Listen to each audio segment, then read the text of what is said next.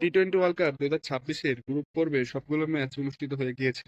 এখন অপেক্ষা সুপার এইটের।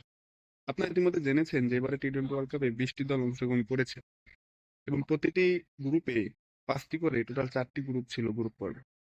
গ্রুপ এ থেকে ইন্ডিয়া পাকিস্তান, গ্রুপ বি থেকে জিম্বাবুয়ে শ্রীলঙ্কা, গ্রুপ সি থেকে West Indies England and group D থেকে নিউজিল্যান্ড সাউথ আফ্রিকা।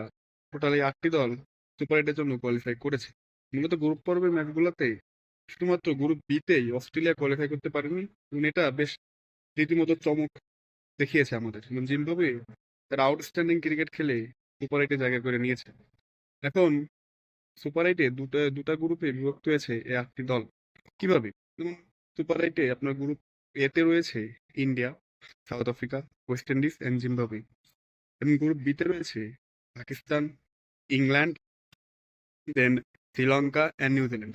মূলত এই যে দুটা গ্রুপ আবার তৈরি হলো সুপার এইটে, এখানে 4টা করে টিম এক একটা গ্রুপে রয়েছে এবং 3টা করে ম্যাচ খেলবে প্রতিটি টিম। এর ফলে স্বাভাবিকভাবেই আমাদের নিয়ম জানা যে প্রথম যে দুটি দল থাকবে অর্থাৎ গ্রুপ চ্যাম্পিয়ন এবং রানার্স আপ তারাই আবার সেমিফাইনালের জন্য কোয়ালিফাই করবে।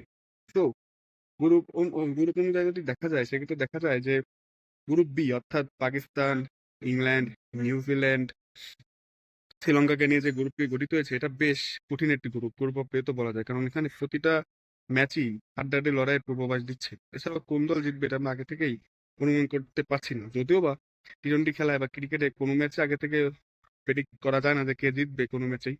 বাট গ্রুপ এতে কিন্তু আপনি ইজিলি বলতে পারেন যে ওয়েস্ট ইন্ডিজ, জিম্বাবুয়ে অপেক্ষাকৃত দুর্বল ইন্ডিয়া সাউথ আফ্রিকার চেয়ে। তো গ্রুপ বি এর দিকে সকলের নজর থাকবে যে গ্রুপ বিতে কি হয়। এটা মূলত সো গ্রুপ অফ ডেথই হয়েছে এবং এটা আমাদের গ্রুপ বি বেশ আনন্দই দিবে বলা যায়। তো দেখা যাক যে গ্রুপ এ এবং গ্রুপ বি থেকে কোন 4টি দল, টোটাল দুটি দুটি করে কোন 4টি দল আবার সেমিফাইনালের জন্য কোয়ালিফাই করে। আপনারা আপনাদের মতামত জানাবেন। ধন্যবাদ।